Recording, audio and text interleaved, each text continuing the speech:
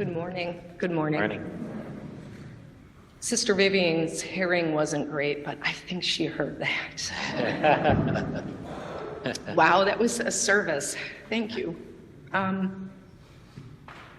This might take a little longer than I thought. I'm Carol Finnegan, Sister Vivian's niece, and the youngest child of Teresa, who was the youngest of Sister Vivian's 9 siblings. I lived just a few towns over, so I've been really fortunate to spend a lot of time with Sister Vivian here at the monastery over the years, especially the last 25 or so. She felt like a mother to me very often because my mom, her baby sister Teresa, passed away in her early 50s. So Sister Vivian, to me, she was just this delightful combination type person, part aunt, part mother, because she was older, part grandmother, part friend, an emphasis on that word friend, which I think is really remarkable given the fact that we were almost 50 years apart in age. I suspect Sister Vivian was a treasured friend to many of you in this room too. It's just how she was. Everyone knows that Sister Vivian's thank yous were legendary. It really was her trademark. She noticed and she appreciated every little thing. So I think it's fitting for me to channel some of her energy this morning first by thanking everyone who had a hand today in this really beautiful service. Thank you. And thank you to everyone who showed up today, either in person or via Zoom. Sister Wood, thank you. And on behalf of Sister Vivian's brother, Bill Ivantic, her only living sibling, and the rest of the Ivantic clan, we really want to thank the infirmary for providing such loving, caring, expert care through the years.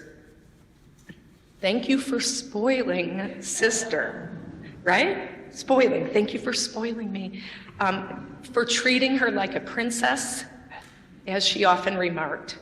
I know some of you are in this room today, and it's even your day off. That says something. I will really miss you. She will miss you. And I know you're going to miss that bright light at the end of the hallway where she lived. Okay. I was speaking to Siobhan, one of the monastery staff members, earlier this week about how impossible it would be for me to capture even the high points of Sister Vivian's 109 and a half years on this earth. So she recommended, she gave me great advice, speak from my heart for 15 minutes. I'll try to keep it to that. And then spend the rest of my life telling Sister Vivian's story. And I think that's wise advice. Thank you, Siobhan. Sister Vivian lived almost 110 years and was the oldest Benedictine sister in the world. That in itself is a marvel. Everyone in this room hopefully read the story of Sister Vivian's life that Sister Benita Coffey so beautifully wrote and shared this past week. Thank you, Sister Benita. Yes, Sister Vivian's remarkably long life is indeed worth celebrating. Did you know that only 1 in every 871,000 people live to be 110? Okay, so her chronological years and her very many, many accomplishments made her really special.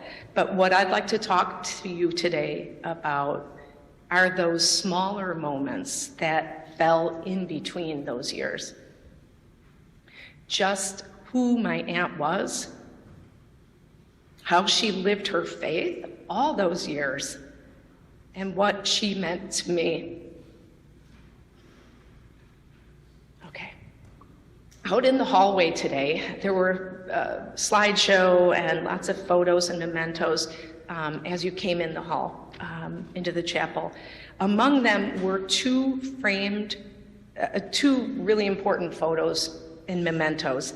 One was a Chicago Tribune article that was written about Sister Vivian on her 100th birthday. The article describes her many remarkable accomplishments and her dream that women would one day be priests in the Catholic Church. Those of you who know her know what I'm talking about. The other is a framed Scrabble board that my younger son, Will, and I created in 2012. It's chock full of really simple words that describe who Sister Vivian is and what she meant to us. I think each of these mementos represent one of Sister Vivian's two families. Yes, families, plural.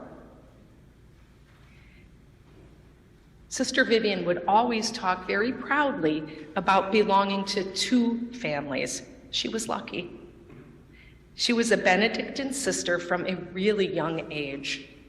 She embraced your community, she made it her family, and she served with this quiet strength and humility for over 90 years. And she was also an Ivantic, third of 9 children, daughter of immigrant parents, growing up in a Slovenian neighborhood of North Chicago before and during the Great Depression. After Vatican II allowed her to do so, she was happy about this, Sister showed up at every family function that she could. She danced at our weddings, she led prayers at our gatherings, she held our babies, she rejoiced at our graduations, and she enjoyed a good pizza, a Slovenian sausage, rhubarb pie, thank you, Pat, hot tea, black, no lemon, Christian Brothers brandy, just a little, every night, and an ice-cold beer. She loved music. She loved opera. She'd love your music today, Tom. She remembered all our birthdays and sent carefully typewritten letters, and then she'd sign it in that beautiful handwriting of hers. She was funny, and she laughed a lot. I can hear it, and I will miss that laugh. Sister Vivian was up for anything, including learning how to swim for the very first time at age 90 on a houseboat trip with my family down the Mississippi. That water was cold, okay? She could often be found playing cards, bingo, and other games with her late sister Agnes, Auntie Nij, and her 68 plus nieces and nephews and great nieces and nephews. Oh, and Scrabble. When it came to Scrabble, she had no equal. I tried, but I did not stand a chance against her. I think it was all that Latin she had mastered. But she was always very humble about it. She was not competitive like her big sister. You know what I'm talking about. She was easygoing, gracious, what you would say today, low maintenance. She often said, and she said this a lot, I eat it is placed before me, and it's always good. She really was terrific company. There's so much. Sister Vivian was a lifelong learner. I guess you could even say she was a genius of sorts, although she would have been way too humble to ever admit that. She was a huge nonfiction reader, a teacher, a librarian by trade. She was smart. She devoured books about history. It was her favorite subject, history of the church as well. She was one of those rare centenarians, very nearly a super centenarian, as it turns out, who could actually use a computer. At one time, she was fluent in 6 languages: Slovenian, English, Latin, Greek, German, French. She knew that learning was not to be taken for granted, and that her skills as a librarian and as a teacher were a gift from God. She recalled these stories from long ago about how she taught, incredibly doing so in classrooms of 60-plus squirming kids. And this is long before the advent of anything like teacher's aides, mind you. She told me the story of one young boy who everyone thought was unteachable, yet she taught him to read. She was proud of that. This man wrote her through the years, and she showed me his letters. She really treasured his grammatically correct letters that he sent to her. So what they say about a Catholic education is true.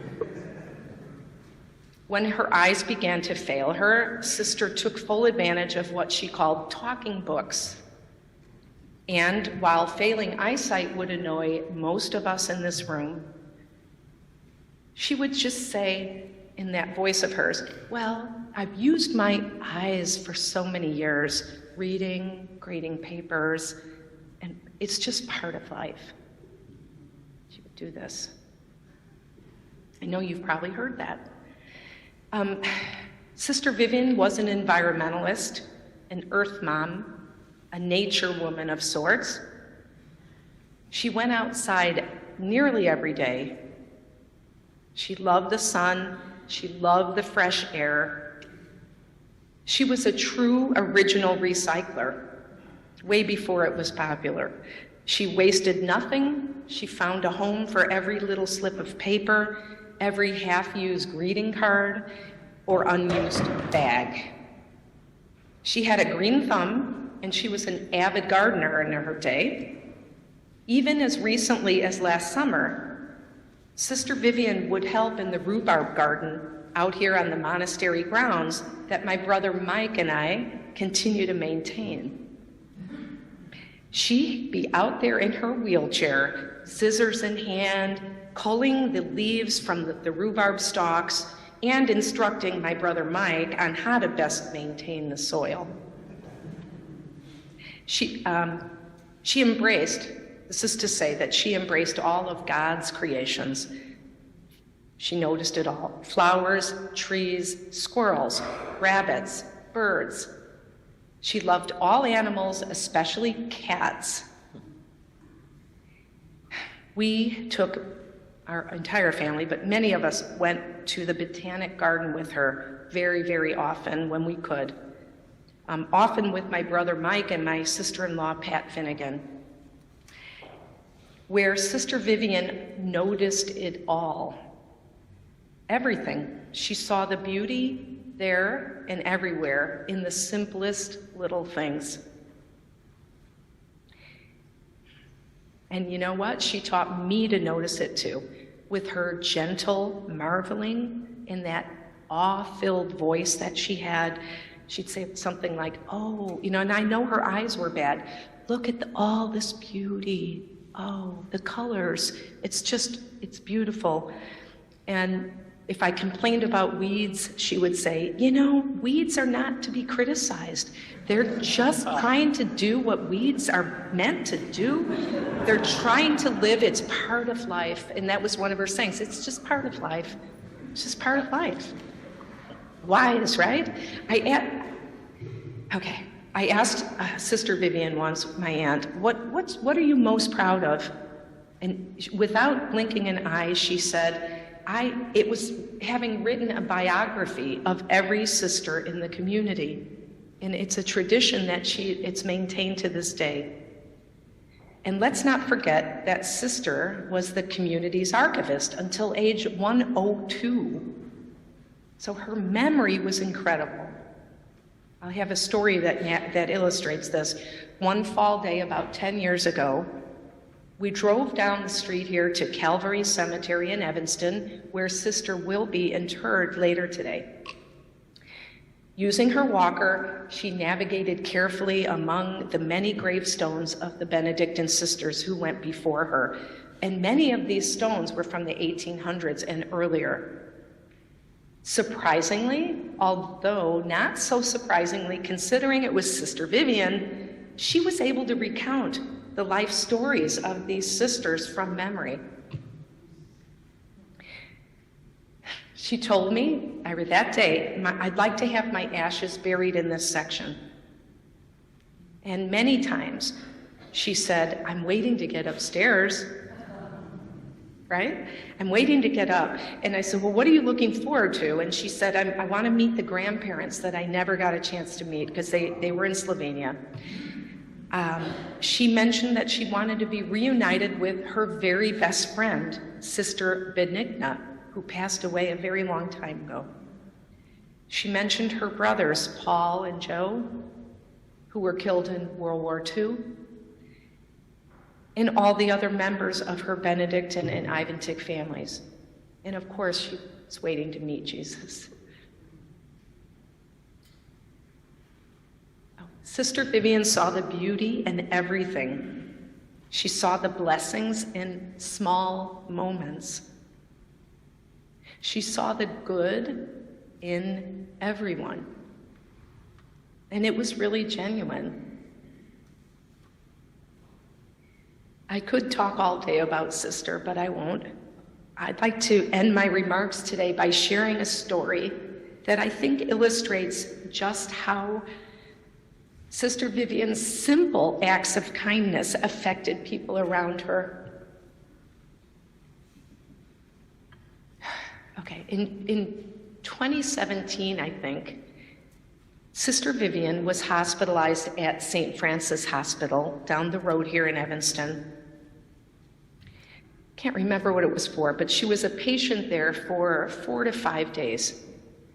My niece Brittany and I were alternating campouts on a cot in the hospital room there so she wouldn't get confused at night. As these things often go, Sister Vivian was subjected to all the typical intrusions that hospital patients experience. Gauges and monitors, blood draws, medication checks, jostling about for tests, and then even more tests.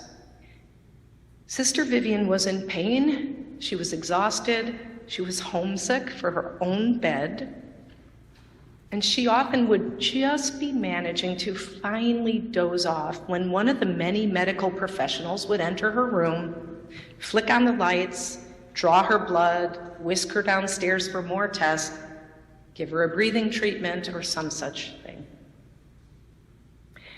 With each of those encounters, despite the middle of the night or the hour, Sister Vivian would lightly grasp the worker's hand. In that gentle, sincere voice of hers, it was like almost a whisper. She would say something like, "Thank you. Thank you for who you are and what you are doing. Your work is very important. You're helping many people." Well, the dates and the nights rolled on, as they often do, and I began to notice a trend there at the hospital. Staff, nurses, aides, med techs, candy stripers, and the like all started stopping by her room, even if she wasn't on their official roster. Peeking in, kind of taking a look. Word had gotten out that there was this 104-year-old Mother Teresa type person on the 7th floor.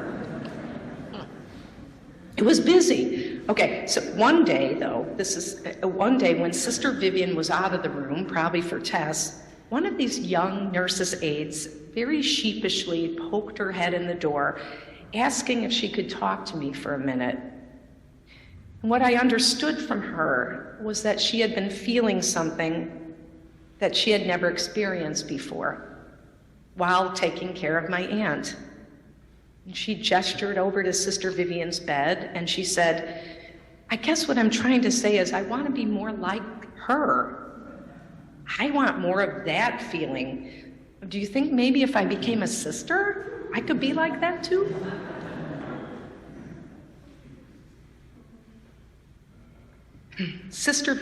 Mother Teresa said, "Not all of us can do great things, but we can do small things with great love." I believe one of the gifts that Sister Vivian gave me, gave all of us really, is the reminder that we can contribute in small ways and with gratitude. It's the smaller moments in between the bigger moments. I often wonder whatever happened to that nurse's aide and those employees at St. Francis Hospital.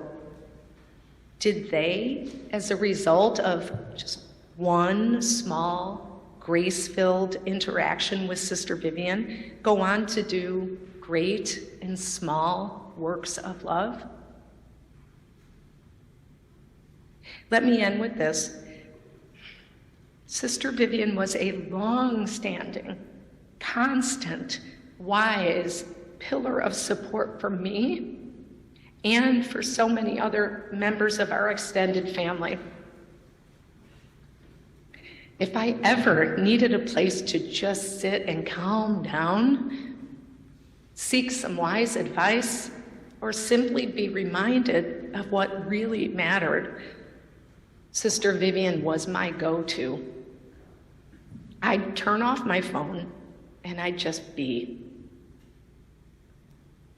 I can't tell you how much I appreciated just sitting with her at the west wall of that archive building with a cup of tea in the sun. So, two families, the sisters and the Ivantics. She was loyal to both, she loved both, and she was showing up for both. To all the sisters here, we know you too have suffered a great loss and a really treasured friend and member of your remarkable community. We're sorry for your loss, and we thank you for always treating us as a part of your extended Benedictine family. Please know that we'll forever consider you part of the Ivantic family. I think she heard that. Goodbye, my gentle, wise, gutsy, and very, very dear aunt, Sister Vivian.